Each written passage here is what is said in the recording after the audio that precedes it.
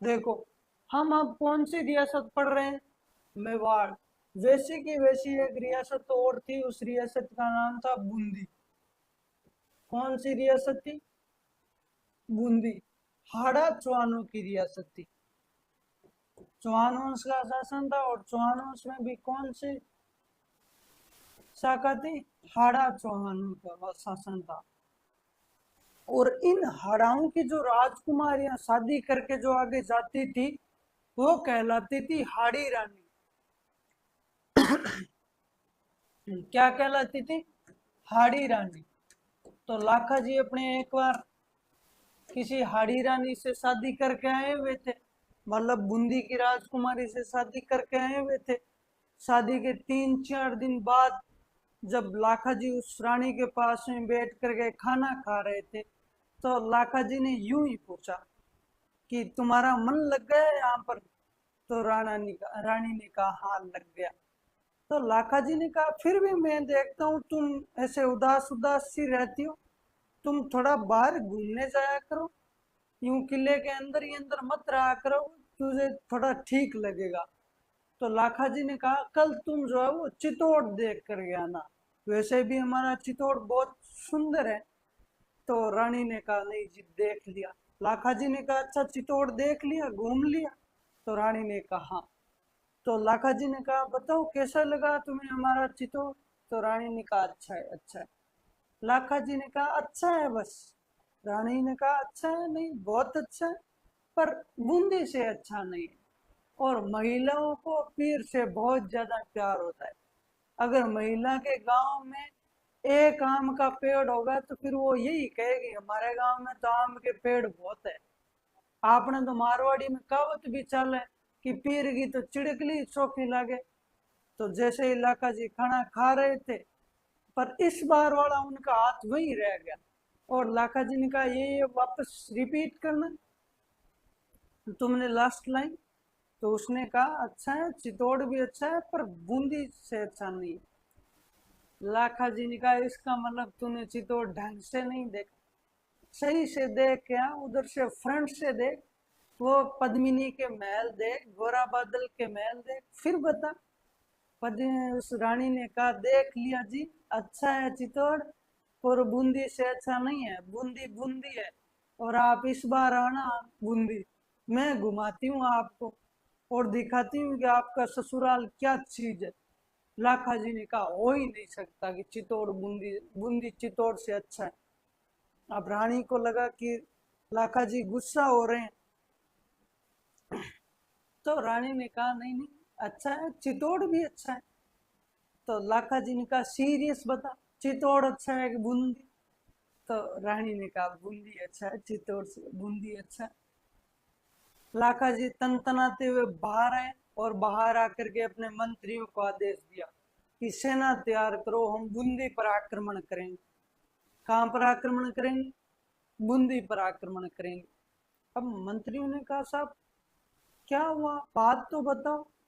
तो लाखा जी ने कहा कि मेरा कहना है कि दुनिया का सबसे अच्छा किला कौन सा है? चित्तौड़ है।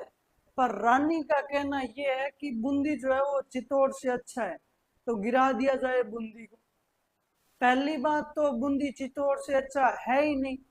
दूसरी बात, अगर बूंदी चित्तौड़ से अच्छा है भी तो भी उसको गिरा दिया जाए।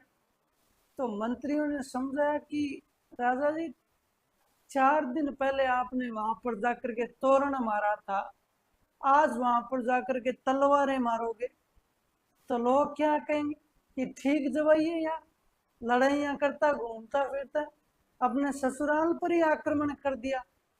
लाखा जी ने कहा मुझे नहीं पता, पर मैंने सौगन खाई है कि मैं जब तक मैं बूंदी को गिरा नहीं दूंगा, मैं अंजल ग्रहण नहीं करूंगा।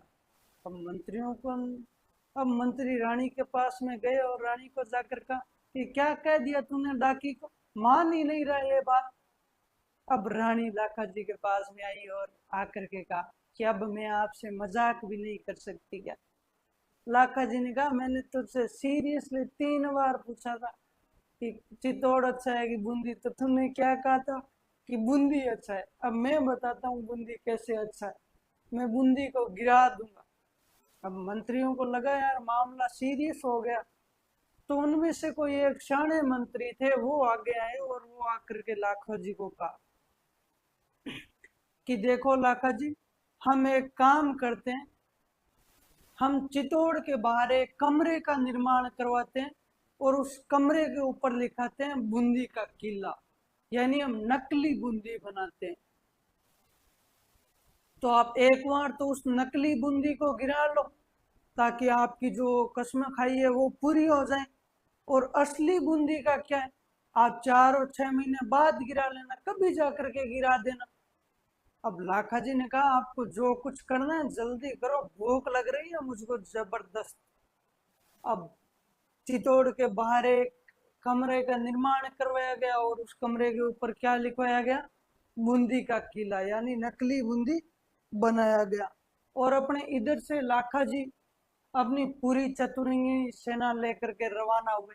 यूं माहौल पूरा सेट किया गया और बाकायदे घोषणा करवाई गई कि राणा लाखा अपनी चतुरंगिणी सेना लेकर बूंदी आक्रमण पर जा रहे हैं।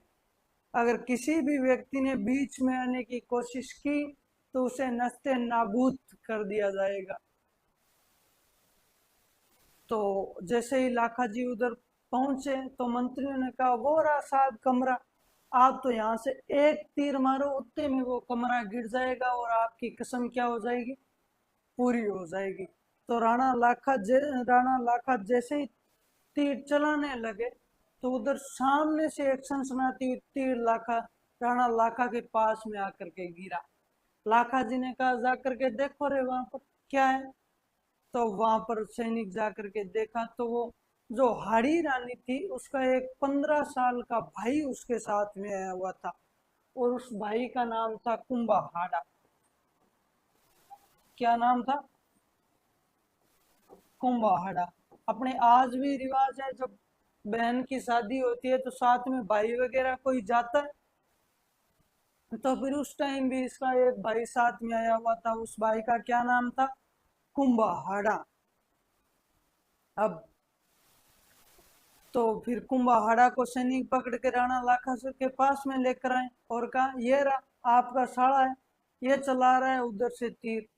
लाखा जी ने कहा क्यों चला रहा है तीर। तो उसने कहा कि मैंने सुना है आपने ये कोई कमरा बनाया, ये कोई नकली बूंदी बनाया। लाखा ने कहा हाँ, और आप इसे गिरा करके कोई अपनी कस्में वादे पूरा करना चाहते हो। लाखा जी ने कहा हाँ यार तू साइड में हो जा, भूख लग रही है मुझको बैन कर।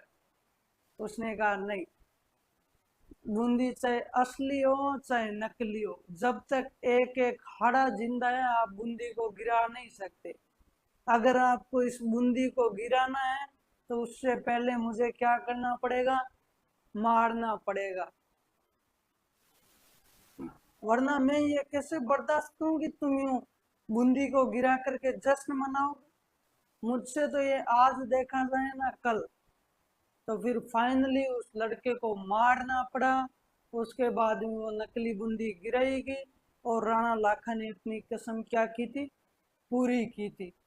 इस 15 साल का लड़का, इस लड़के का जिगरा देखो कि एक 15 साल का लड़का पूरी सेना से अकेला भिड़ गया।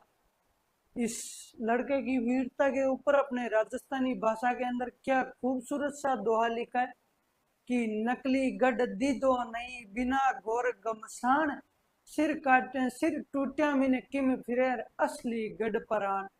कि हमने बिना युद्ध किए तो नकली किला भी नहीं दिया था, यदि बात अगर असली किले पर आती तो पता नहीं कितने हाड़ा अपने सर कटवाने के लिए तैयार रहते।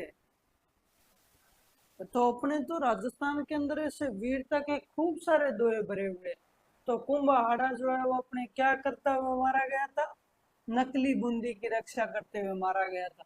एक बार आरपीसी ने क्वेश्चन पूछ लिया था कि नकली बूंदी की रक्षा करते हुए कौन मारा गया था, तो आपके कौन मारा गया था, कुंभाहाड़ा मारा गया था।